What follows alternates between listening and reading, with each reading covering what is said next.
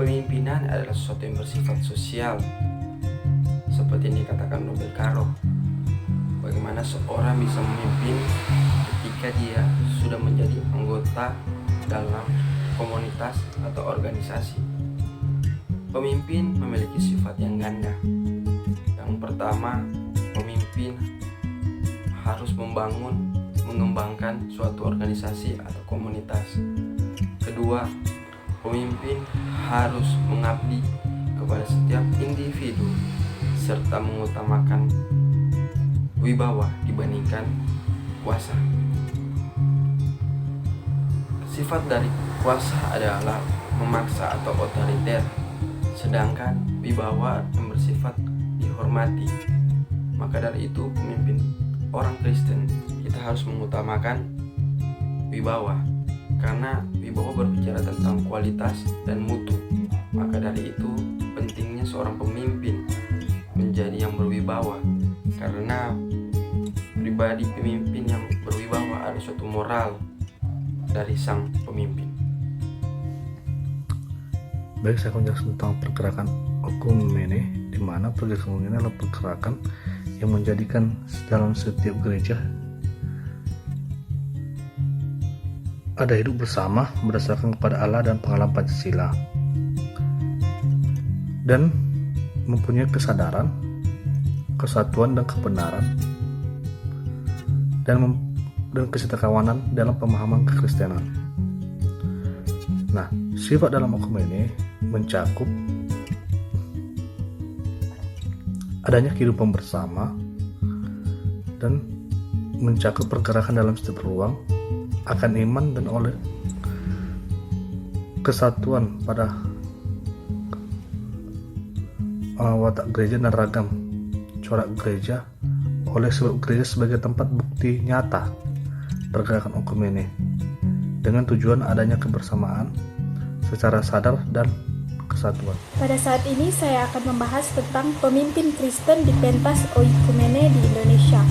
Tokoh yang pertama ialah Orib Natohadjojo. Dia bukan hanya sebagai guru di lembaga pendidikan, tetapi juga guru kehidupan.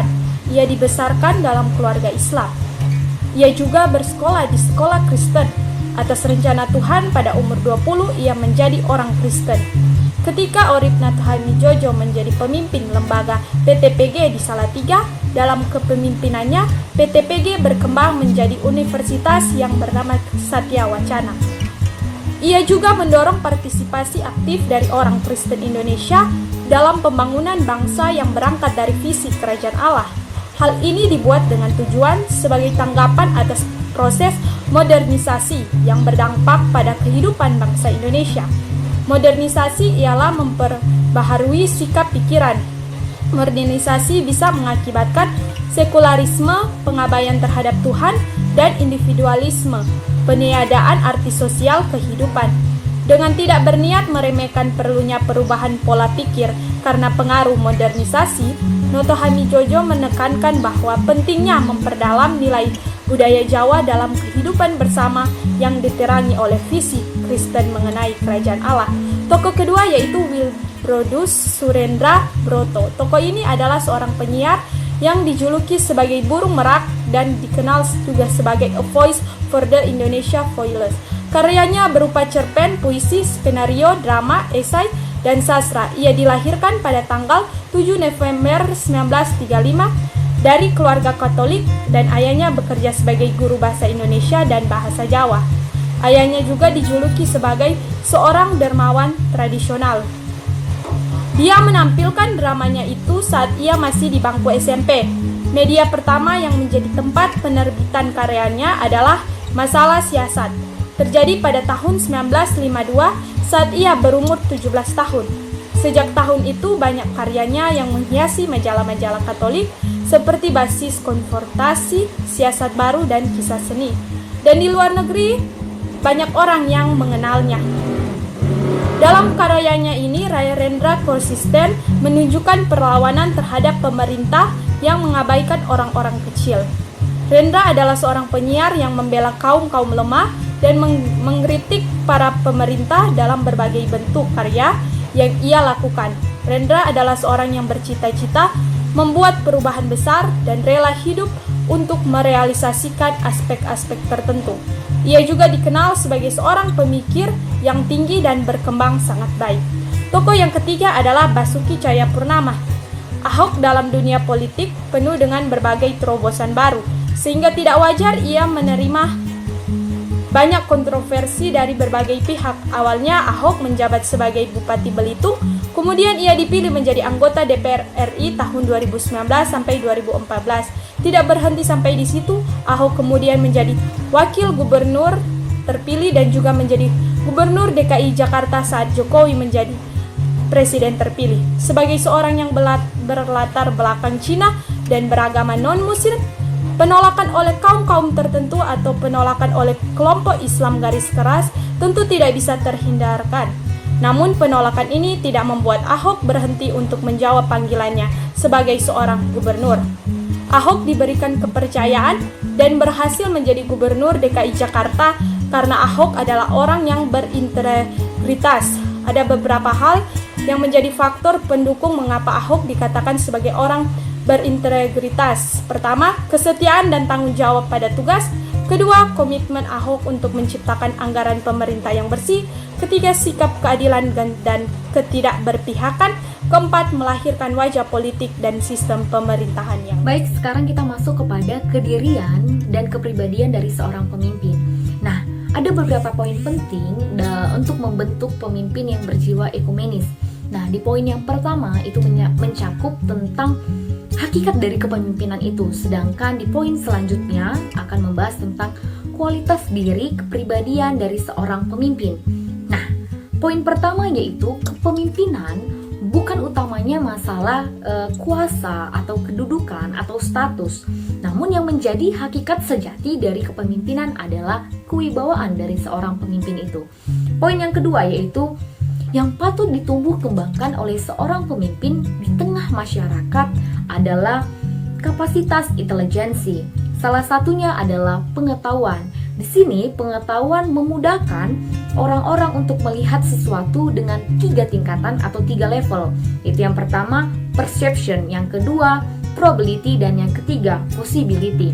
Sehingga pengetahuan yang akan terus terasah membuat seorang pemimpin akan melakukan terobosan-terobosan baru.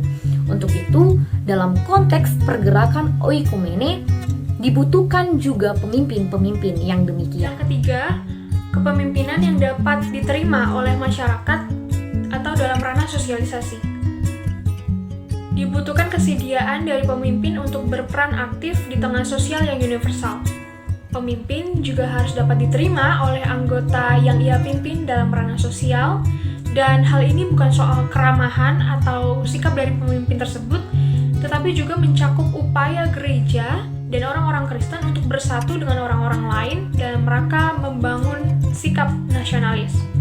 Pemimpin yang baik tidak dilihat dari kesamaan agama atau kepercayaan, bahkan suku, ras, dan budaya, tetapi dilihat juga dari visi dan misinya untuk memimpin dengan baik serta menyatukan setiap hal yang ia pimpin. Selain itu juga dibutuhkan otoritas moral dalam kepemimpinan yang memiliki kewibawaan, dan para pemimpin bukan dituntut hanya dapat berbicara dengan baik di depan umum, tetapi juga memiliki komitmen atas apa yang ia kerjakan sebagai seorang pemimpin.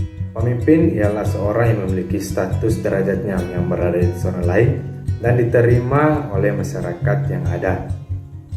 Nah, dari sekian banyaknya tugas dan tanggung jawab dari seorang pemimpin juga dituntut untuk melakukan sebuah perubahan, pembaruan, bahkan sebuah terobosan baru dari apa yang dipimpinnya. Nah, dari kesimpulan yang kelompok kami dapat ialah beribawa dan diterima dengan baik oleh masyarakat yang ada, itulah yang menjadikan seorang menjadi sebuah pemimpin yang baik dan sejati. Walaupun kita tahu bersama bahwa setiap orang memiliki kekurangannya masing-masing. Bahkan jika itu dia seorang pemimpin pun sekaligus. Tetapi melalui sebuah kepercayaan dari masyarakat yang ada, kekurangan itu dapat diisi dengan hal-hal positif lainnya.